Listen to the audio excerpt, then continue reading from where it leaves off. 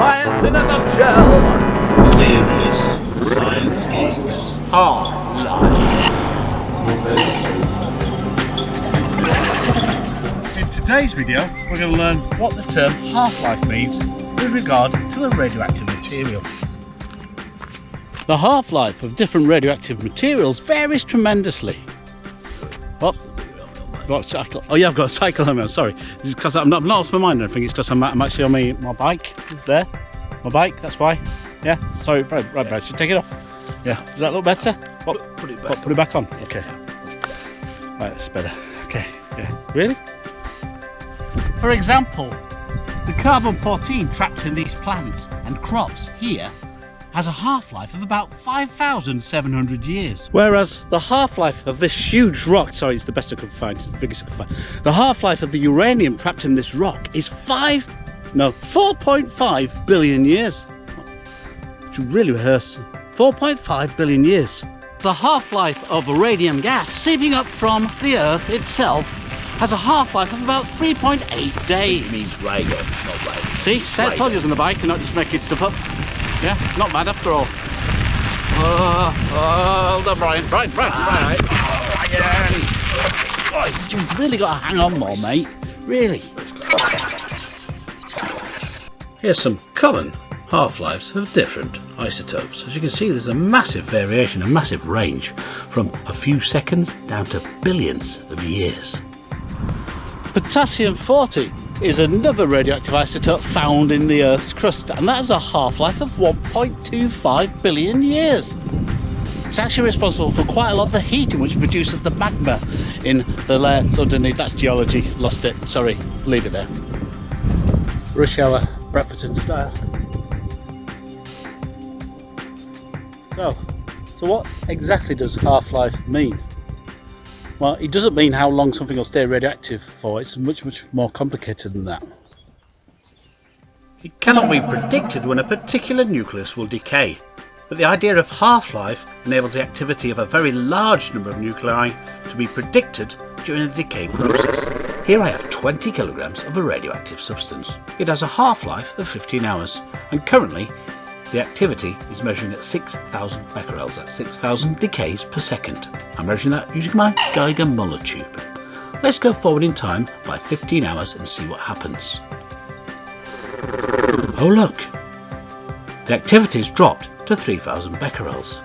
I've only got half of the original substance left. So instead of 20 kilograms of that substance, I now have 10 kilograms of that substance. The rest of it has changed into something else, because remember, when things give out alpha and beta particles, they actually change into a different element. So that's the first half-life gone. Let's see what happens after another half-life. So currently I'm reading 3,000 becquerels. After one more half-life, oh look, even less of that original substance remains.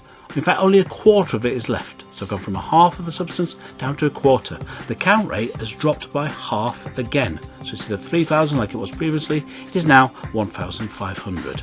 30 hours of time have passed. Let's have another half-life passes by. There we go, look, there is even less of it left, just 1/8 of the original amount left. The count rate has now dropped down from its original of 6,000, it's halved again. That's 3 half-lives, it's half 3 times, down to 750 becquerels. Let's go one more half-life, so we've had 60 hours of time.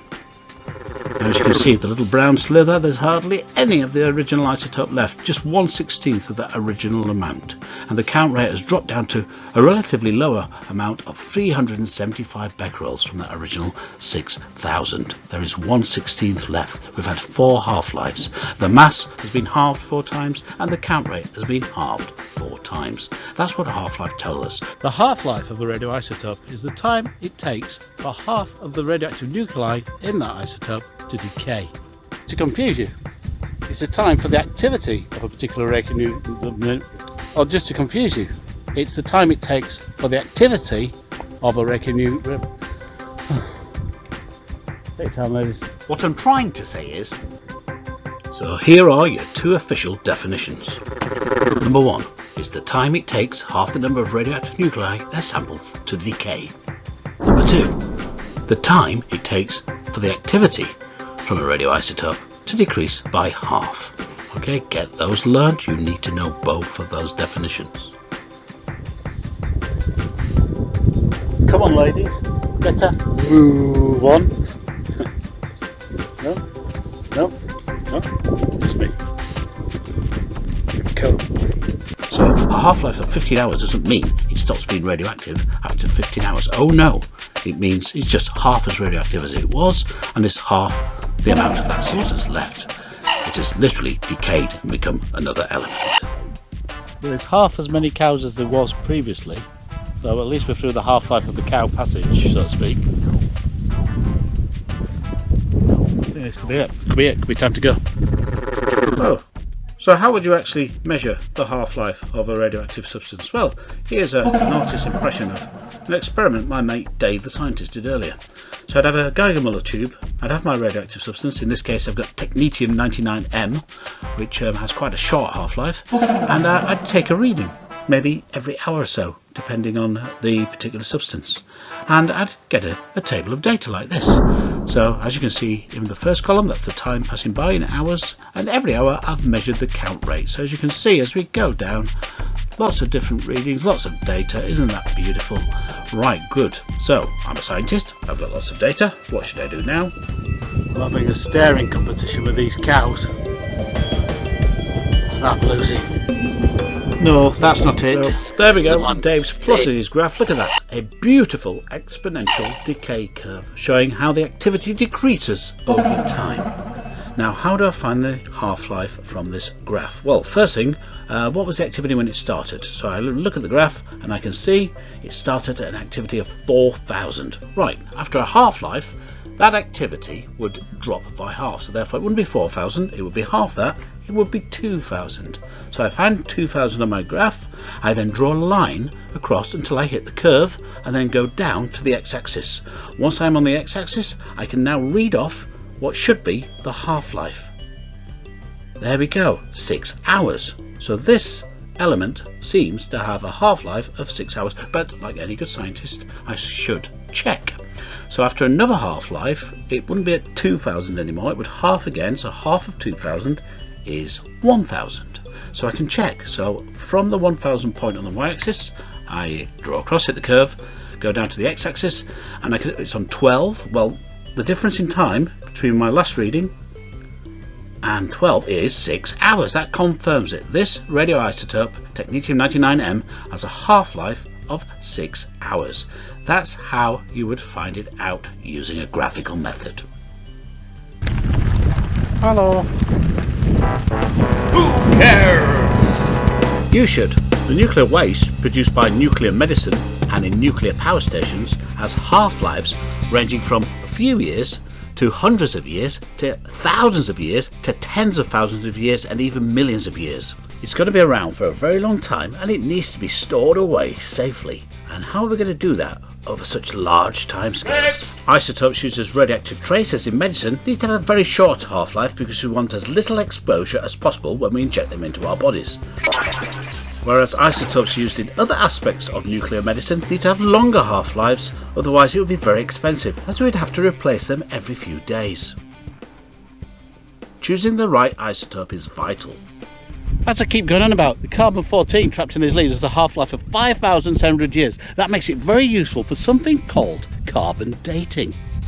So by knowing the half-life of different radioisotopes, we can use it to date the age of things like rocks and bones and archaeological artifacts.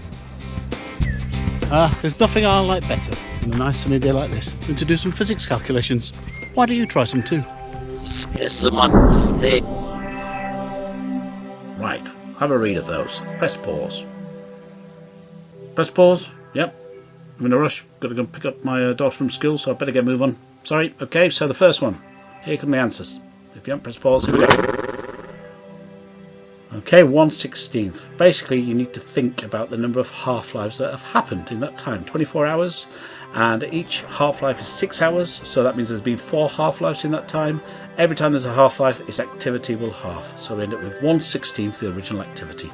The bonus task, which I'm sure you've all done, because you're keen, aren't you? You're keen. Let's have a look. Here's the answer. Similar sort of logic. If we start off with 100 kilograms, then Well, by the time it gets down to 25, that means it's halved once is 50, half again is 25. We've hit the 25, and if each half-life is 6 hours, then there's been 2 half-lives. 2 times 6 is 12 hours. Get the idea? Good. Because here's some more for you to try.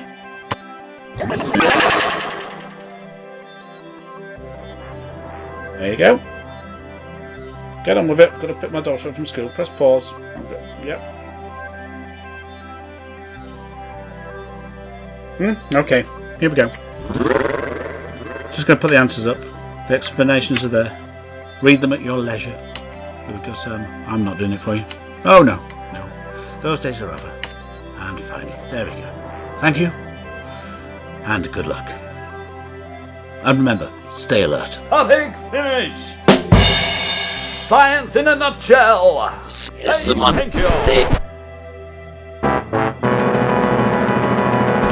Yep, yes, I know it's not easy hanging on down there, Brian, and trying to remain 2 metres socially distant. I know it's not easy, but that's the way it is. This is the new normal. We're in post-coronavirus world now, aren't we? So you just stop moaning and hang on. Yeah, you're doing a great job. Well, average. So, what have cows got to do with the half-life of radioisotopes? Nothing.